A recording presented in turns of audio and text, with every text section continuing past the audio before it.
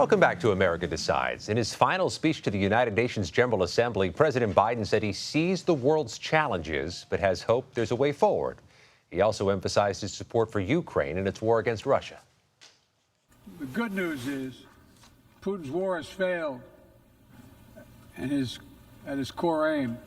He set out to destroy Ukraine, but Ukraine is still free.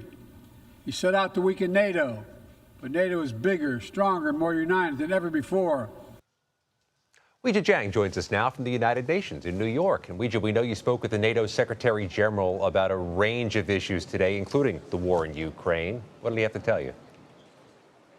Yes, we did, Scott, and we spoke to him shortly after President Biden delivered his remarks, which really was an effort for the president to cement his legacy on foreign policy. And not only did Biden speak about Ukraine, but he also touched on all the things that the administration has done under his leadership, investing in climate change and trying to broker a ceasefire in Gaza. But with regard to Ukraine, which of course is the Secretary General's main concern here, he did talk about Biden's leadership in this effort and what he's looking for in the next few days, especially as President Zelensky makes a speech before this group.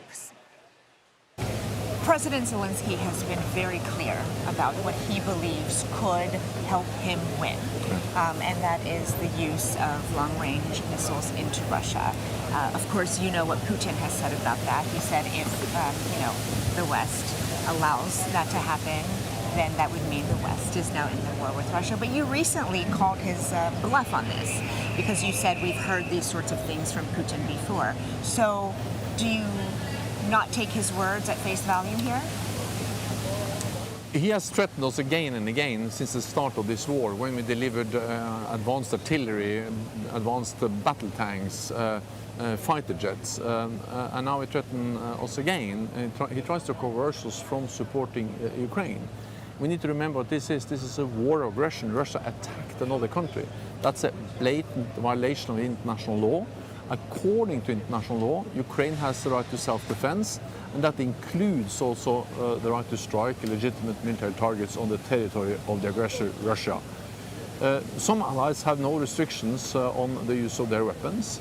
Others have imposed some kind of restrictions, but also those allies have actually loosened the restrictions over the last months. I welcome that, and also welcome that we have an ongoing consultations on this issue in NATO. But from your view, do you believe that Ukraine should be able to use these long-range missiles? I believe that what you have seen so far, that some allies have loosened the restrictions, is the right way to go, and I welcome that we continue to work on these issues. The challenge is that in a war there are no risk-free options. But I strongly believe that the biggest risk will be if President Putin wins, because that will send a message to him that when he uses military force, he gets what he wants. And that's also not only a challenge for Europe, but also something we will see in Asia, because the war in Ukraine is followed closely in Beijing. So as the Japanese Prime Minister actually told me yesterday in a meeting, what happens in Ukraine today can happen in Asia tomorrow. So this is about standing up for international law and prevent authoritarian regimes from believing that they can get what they want by using military force. We have seen President Biden be convinced on the Abrams tanks, on the fighter jets, and change his position. Will you try to convince President Biden to change his stance on these long-range missiles? Well, as I said, this is part of an ongoing conversation among NATO allies, and also the United States has loosened its restrictions because not so many months ago, Russia opened a total new front. And until then, most of the fighting in Ukraine had taken place deep inside Ukrainian territory. But when the Russians opened the front in the Kharkiv region, the front line and the borderline was more or less the same. And of course, then it doesn't give any meaning to say that you cannot fire behind the front lines. And then the United States loosened up the restrictions on the use of their weapons.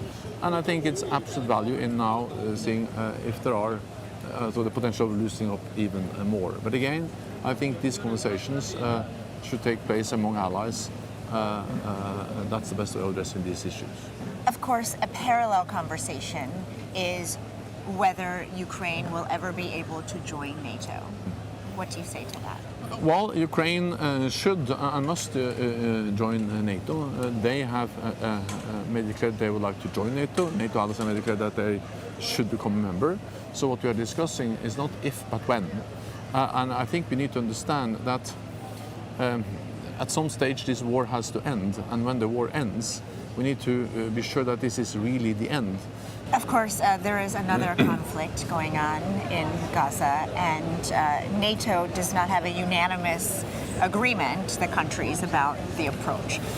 So how would you describe NATO's view on how to end that war and whether a united front is necessary first? So we are deeply concerned about the escalation, the suffering, and of course that's also the reason why I welcome that the United States and other allies, the United States, Qatar, and Egypt, have now taken initiatives or are working hard to try to find a peaceful way forward to de-escalate, to have the release of the hostages, but also, of course, a ceasefire. NATO is the answer to many problems in the world, but NATO is not the answer to every problem. And that is the message that President Biden sent as well, Scott, that now is the time to finalize that ceasefire agreement.